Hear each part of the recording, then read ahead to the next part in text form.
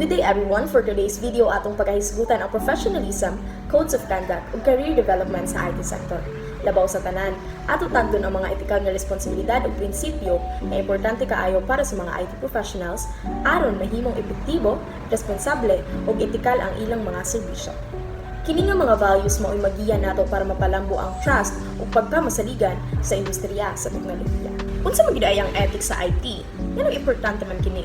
Ang mga ethical considerations o etikal na pagtagad mao ang basihan sa pagdumala o paggamit sa teknolohiya nga responsable o makabenepisyo ang tanan. Kung mga IT professionals mo-obey og etikal nga mga prinsipyo, masiguro nato nga ang atong mga buhat, mga produkto ug serbisyo nag-align sa prinsipyo sa komunidad ug societal values.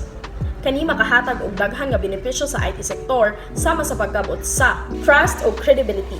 Kung mag-una kita sa etikal nga pamatasan, atong mapatubo ang kasaligan nga relasyon tali sa users, kliyente ug stakeholders.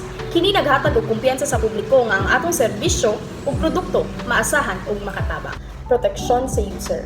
Ang etikal nga pagtagad sa pagdumala sa datos, privacy ug security mao ang makaprotekta sa users batok sa posible nga kadaot.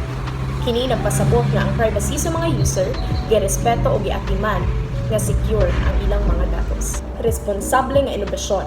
Ang etikal nga pamatasan makatabang sa inobasyon sulod sa usa ka responsable nga framework.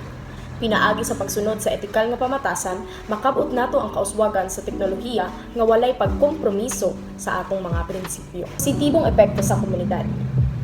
Pinaagi sa etikal nga prinsipyo, masiguro nato ang pag-uswag sa teknolohiya makaapekto sa komunidad nga positive o makatabang. Kini nagdala og solusyon nga makabenepisyo sa tanan ug makatagbaw sa societal needs. Reputasyon sa industriya. Ang commitment sa etikal nga prinsipyo makatabang sa paglambo sa image sa IT industry.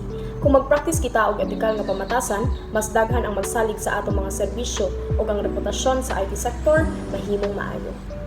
Karong nahibaluan na nato ang importansya sa ethics, atong hisgutan ang mga prinsipyo nga kinahanglan gyud nga i-practice sa mga IT professionals. Una, informed consent. Importante kaayo nga ang users nakasabot ug nitugot kung unsaong paggamit sa ilang data. Ang informed consent naghatag og transparency ug accountability sa mga buhat sa IT professionals. Kinahanglan kita mangayo og klarong pagtugot gikan sa mga user una pa mag-gather o mag-process sa ilang data. Ikaduha, public good. Sumala sa ACM Code of Ethics, kinahanglan nga ang mga IT professional magtuon ug manguna sa kaayuhan sa komunidad.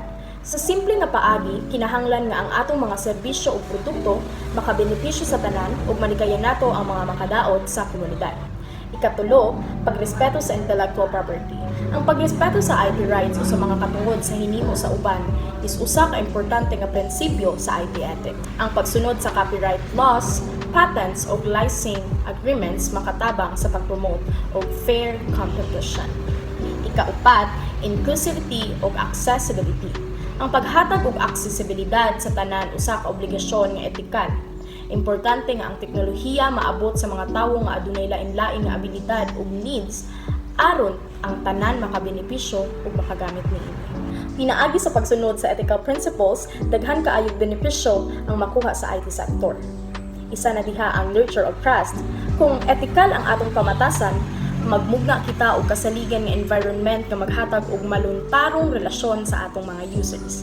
Ikaduha, pagpreserba sa privacy. Sa pagrespetar sa privacy, maka-ensure kita nga luwas ug iatiman nato ang seguridad sa atong mga users. Naapod ang promosyon sa inclusive nga teknolohiya. Ang pagduso sa inclusivity ug accessibility magbukas sa mga oportunidad sa tanan aron maka-access sa atong teknolohiya. So, bago ko ni tapuson nga video, na ay mga pipila ka pangutana nga akong nagather ug akong pagatubagon. Unsay purpose sa pagkuha og informed consent sa mga user? Nganong importante man tuod nga magkuha kita ng consent dito sa mga user? Ato na nang gidiscuss kagaina ug sa karon akong tubagon. Ang informed consent naghatag og kahibalo ug transparency sa mga users bahin sa gamit sa ilang data. Pasabot or nagpakita nga atong girespeto ang ilang katungod sa pagdesisyon kung gusto ba nila o dili i-share ang ilang mga data. Dugang pangutana, giunsa pag-prioritize ang public good sa IT ethics. Kinahanglan nga ang IT professionals mo desisyon sa mga solusyon nga makatabang sa tanan ug likayan ang mga posible nga kadaot sa komunidad. Another one, unsay rules sa inclusivity ug accessibility sa ethical standards sa IT? Well, importante ang inclusivity aron ang tanan makagamit sa teknolohiya bisan pa sa kung unsa ang ilang abilidad. Og diri natapos ang akong video. Salamat sa inyong pagtanaw. Hinaot nga kining mga ethical principles mahimong giya og inspirasyon para sa matag usa kanato. Kini nga mga principles sa atong buhaton para sa kaayuhan sa tanan ug para mahatag nato ang maayo ug malungtaron nga teknolohiya nga nagmugna og positive nga epekto sa komunidad.